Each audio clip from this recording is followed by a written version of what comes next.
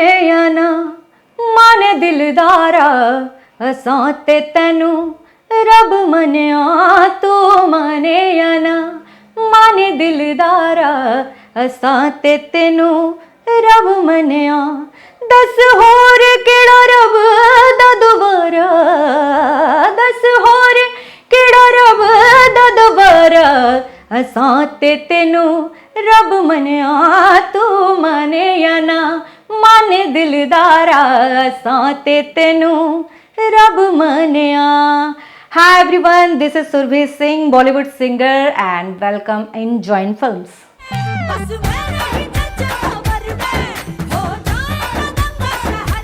बन आया तू नहीं आया जिया लागे ना. हेलो फ्रेंड्स, वेलकम टू फिल्मी फंडे, John films academy, the practical film school. मैं हूं आपका अपना वीरेंद्र राठौर और आप देख रहे हैं बॉलीवुड का Google join films YouTube channel. Singers को लेकर जब भी बात की जाती है तो कहा जाता है कि बहुत ही लिमिटेड स्कोप है, क्योंकि एक्टर्स की तरह इतने ओपन ऑडिशंस तो होते नहीं. रियलिटी शो होते हैं, उनकी अपनी लिमिटेशंस होती है, एज बैरियर होता है, बहुत सारी चीजें होती है जिसकी वजह से अच्छे सिंगर भी उभर कर नहीं आ पाते. लेकिन कह देना, जहां चाह होती है वहां राह होती है. जो चाह लेता है मन से फिर वो कर लेता है और कर गुजरता है और फिर सफल भी हो ही जाता है. इसमें अगर कोई आपके और आपके करियर के बीच में आता है तो वो सबसे ज्यादा होते हैं आप खुद. कौन वो ऐसे लोग हैं जिन्होंने मन की मानी और खुद आगे बढ़ के सफलता हासिल की, ये बताऊंगा आज के फिल्मी फंडे में. मेरे साथ हैं singer Surbhi Singh. Welcome to join films. Thank you. Surbhi, ये जो गाना होता है ये अच्छा तो सबको लगता है, लेकिन गाना गाना सुर में गाना आपको कब अच्छा लगा और कब पता चला? मैं बहुत छोटी थी, मीन्स सेकंड में थी मैं. तो तभी 15 अगस्त 26 जनवरी पे जो स्कूल में प्रोग्राम्स होते हैं, तो वहाँ पे मैंने ट्राई किया कि मैं भी पार्टिसिपेट करूँ दूसरों को देख के. मैं जैसे ही मैंने मैम को बोला मैं कुछ गाना चाहती हूँ, तो मैम ने बोला ठीक है. मैं स्टेज पे गई, मैंने गाना स्टार्ट किया. गाना तो जैसे तैसे कर लिया, पर मुझे कुछ लगा कि कहीं से तो कुछ कमी है जिसको मुझे सुधारना चाहिए. तो मैंने वहाँ से अपनी जर्नी स्टार्ट करी स्कूल से. वहाँ से वापस मैंने स्टार्ट किया कि मैं सिंगिंग और अच्छा कर सकूं और अच्छा कर सकूं, और सॉन्ग सुनती रही और वो प्रैक्टिस करती रही. तो दूसरी क्लास, मतलब बहुत ही छोटी हो गई, बहुत ही छोटी थी मैं, मुझे समझ तो कुछ थी नहीं. उसके बाद मैं बड़ी हुई थोड़ी, फिर मुझे स्पोर्ट्स में मन लगने लगा. अच्छा. मैं बैडमिंटन बहुत अच्छा खेलती थी. तो बैडमिंटन खेलने के लिए अब सिंगिंग मेरे लिए नहीं था उस टाइम तक कुछ. मतलब प्रायोरिटी चेंज हो गई थी? हाँ, प्रायोरिटी नहीं चेंज हो गई थी. मतलब मुझे सिंगिंग में कुछ करना है, तब मैंने कोई डिसाइड नहीं किया था. समझिए. मतलब एक ये लगता था कि सॉन्ग्स हैं, लोग गाते हैं, तो मुझे भी, हाँ, मुझे अच्छा लगता है तो मैं भी गाती थी, ऐसा था. फिर मैं सिंगिंग तो वैसे भी अच्छा करती थी. मैंने काफ़ी, मतलब स्कूल में काफ़ी शोज़ किए थे. मुझे अच्छा लगता था जब मैं कोई इमोशनल सॉन्ग्स गाती थी, तो जो और भी बच्चे होते थे उनके पेरेंट्स रोने लगते थे. लिटरली उनके आंखों से आंसू आते थे. वो कनेक्ट कर जाते थे मेरे सॉन्ग सुन के. तो मुझे कहीं ना कहीं फिर मुझे लगा कि मुझे सिंगिंग करना चाहिए. तो वो मैं, क्योंकि वो तो मेरे हाथ में था, मैं घर में भी कर सकती थी, कहीं भी कर सकती थी. तो वो मैंने स्टार्ट कर दिया सिंगिंग करना. फिर वो करते करते फिर मेरी एक दो लोगों से कांटेक्ट हुए. मतलब मेरे कॉलोनी में रहते थे कुछ, एक अंकल रहते थे, उनसे कांटेक्ट हुआ. तो उन्होंने बोला बेटा तुम्हारे लिए मैं काम करता हूँ, दूरदर्शन में बात करता हूँ.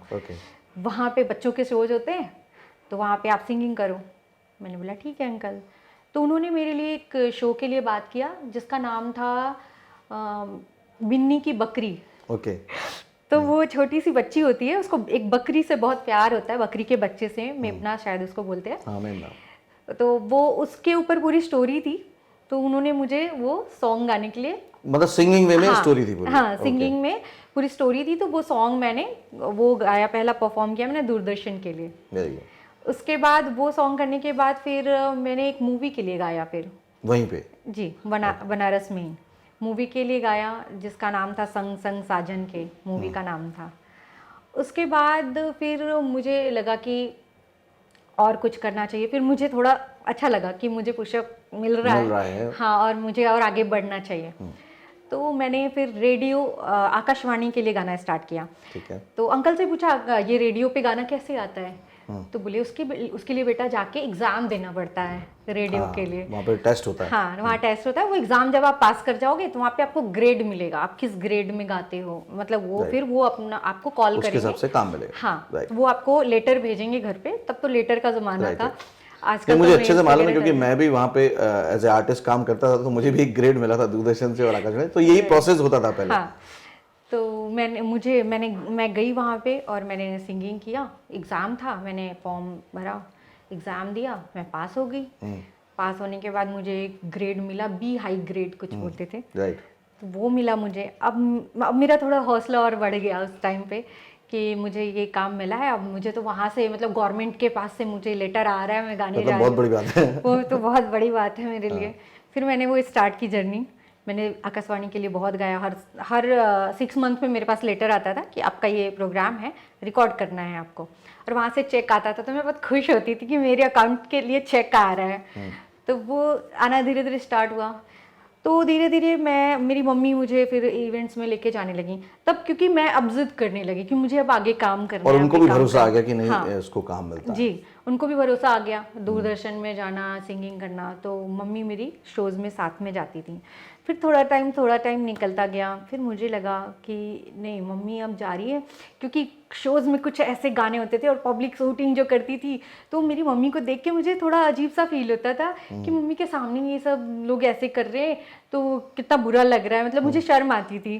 तो मेरे मम्मी को बोला, मम्मी आप साथ में तो आते हो, मतलब स्टेज पे मत आया करो, आप होटल में रुक जाया करो, आप वहीं रेस्ट करो, शो के बाद तो मैं आऊँगी। फिर मेरी मम्मी मानती नहीं थी, चली जाती थी। फिर मैं जब गाने स्टार्ट करती थी तो मेरी मम्मी मुझे बताती थी, ये वाला गाना नहीं गाना, ये ऐसे गाना। तो फिर मुझे थोड़े टाइम के बाद लगने लगा, यार अब मैं कैसे करूँ। फिर मैंने धीरे धीरे फिर मम्मी को मैंने मम्मी अब मैं जा सकती हूँ, बड़ी हो गई हूँ, थोड़ी बड़ी हो गई थी, इतनी भी बड़ी नहीं थी। जब मैं मुंबई आई थी तो बच्ची ही थी। तो धीरे धीरे करके मैंने अपना कदम आगे बढ़ाया, क्योंकि मुझे कहीं ना कहीं उस बाउंड्री से बाहर आना था, ताकि एज ए एंटरटेनर आप परफॉर्म कर सको, खुल के परफॉर्म कर सकूं। और वो जो बाउंड्रीज होती हैं उसको क्रॉस करना एक बहुत बड़ी बात होती है एक लड़की के लिए।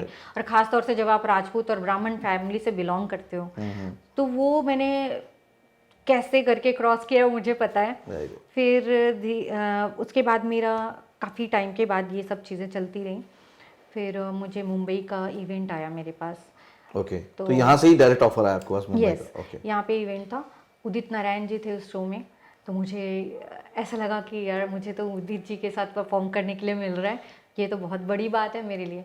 तो मैंने बोला कि ठीक है, मैं आ रही हूँ। अब उधर घर में सब मुंबई जा रही है, अकेली मुंबई जा रही है। तो वहाँ पे एक सिंगर थे भैया, जिनको मैं भैया बोलती थी, उनको राखी भी बांधती थी। तो उन्हीं के थ्रू मुझे ये शो आया था। तो वो भैया खैर अभी दुनिया में नहीं रहे, बट उनके साथ मैं मुंबई आई, क्योंकि मैंने उनको बोला, तो उन्होंने बोला आप भरोसा रखिए, मेरे साथ जा रही है, कोई टेंशन की बात नहीं है।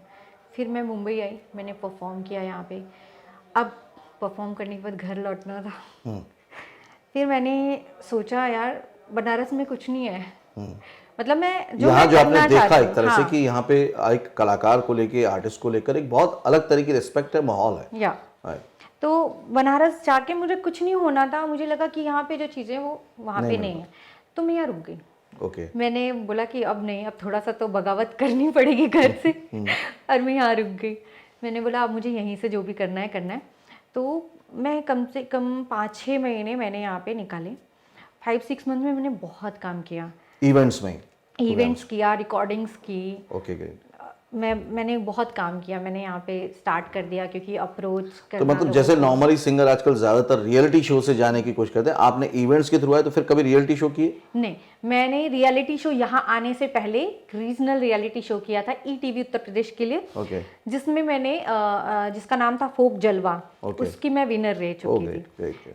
तो उसके बाद ही मेरी जर्नी यहाँ के लिए स्टार्ट हुई। मैं मुंबई आई, देन यहाँ पे मैंने बहुत सारे शोज किए। मुझे बॉलीवुड या इन सब चीज़ों का कुछ भी उस टाइम आइडिया नहीं था, क्योंकि मैं वाराणसी से आई थी यहाँ पे। तो मुझे जो मिलता गया मैं वो करती गई। अगर मुझे कोई भी लैंग्वेज आ रही है, मुझे कहीं ना कहीं बोलते थे पंजाबी करो, हाँ ठीक है मैं पंजाबी गा सकती हूँ, क्योंकि वो पता नहीं मेरे अंदर एक गॉड गिफ्टेड है, मैं कोई भी लैंग्वेज गा सकती हूँ। हाँ, तो मैंने मराठी गाया उसमें, फिर बहुत सारे सॉन्ग्स किए मैंने, बहुत सारे लैंग्वेज में। तो धीरे धीरे करके मैंने यहाँ पे एक पहचान बनाई। मेरी पहचान एक अलग लेवल पे बन गई। यहाँ पे थोड़े पॉलिटिक्स में भी शोज़ किए मैंने, क्योंकि यहाँ पे उस टाइम पे इलेक्शन चल रहे थे, कांग्रेस ये वो, तो बहुत सारी चीज़ें थी। बहुत सारी इवेंट। हाँ, तो ये उनके इवेंट्स के भी साथ किए। साथ आप बॉलीवुड के लिए और सिंगल्स के लिए भी गाना गाने कब से शुरू किया आपने? मैंने ये करने के बाद मैं 2011 में, मैं एक राइटर हैं, लिरिसिस्ट पंछी जालौनवी जी, जी। जिनका गाना 10 बहाने करके ले गए दिल, दीदार दे, और रावण में इनका गाना आया था भरे नैना। तो उनसे मेरी मुलाकात हुई।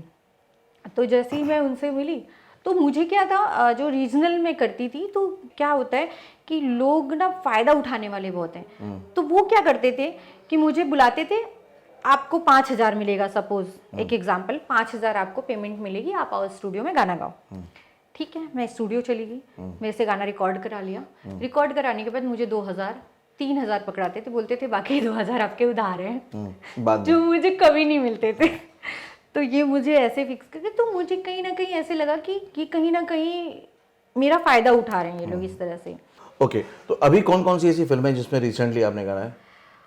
अभी जो मूवी आई है जिसके बारे में मैं चर्चा कर रही थी कि अमर जी की कॉल आई, मैं गई, मैंने गाना डब किया, फिर वो मेरी वॉइस को उन्होंने भूषण कुमार जी को सुनाया सीरीज में।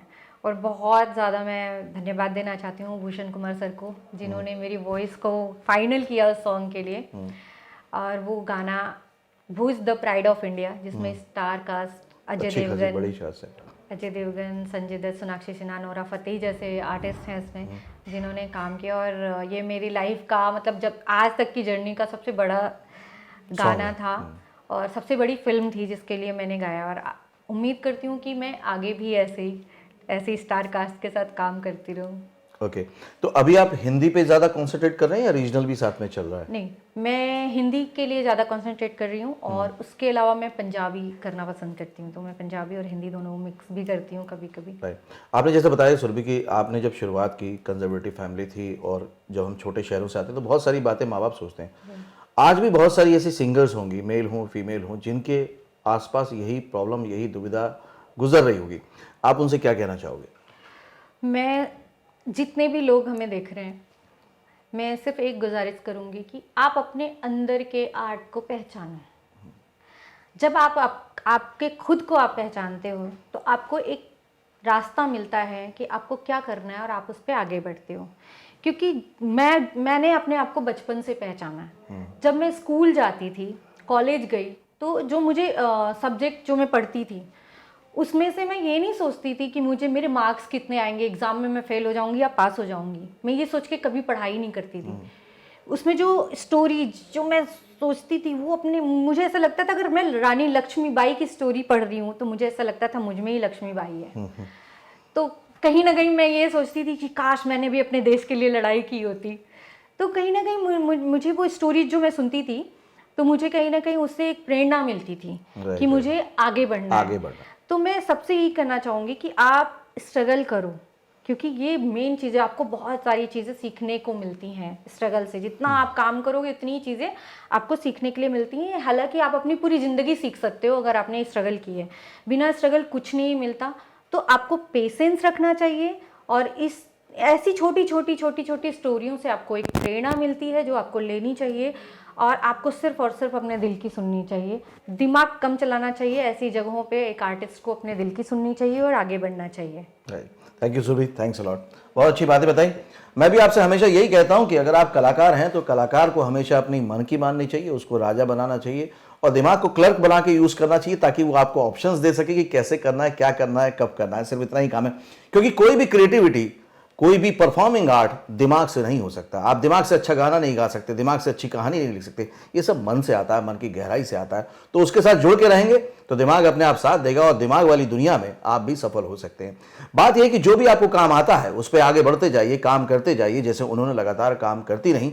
और फिर काम से भी काम मिलता है। बनारस में रहते हुए काम करती नहीं तो मौका बन गया मुंबई का, मुंबई आ गए तो मौके बन गए बॉलीवुड के, सिंगल्स के। ये मौके बनते जाते हैं, बस थोड़ा सा सब्र चाहिए। और थोड़ी सी बात ये कि आपको अपने टैलेंट पे फिर भी काम करना है जब आपको काम मिल रहा है।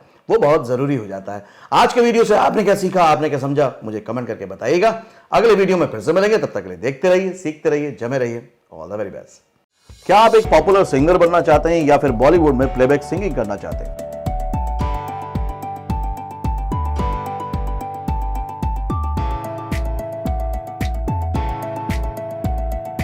इसके लिए बहुत जरूरी हो जाता है कि आपको मालूम हो कि स्टूडियो में गाना रिकॉर्ड कैसे होता है।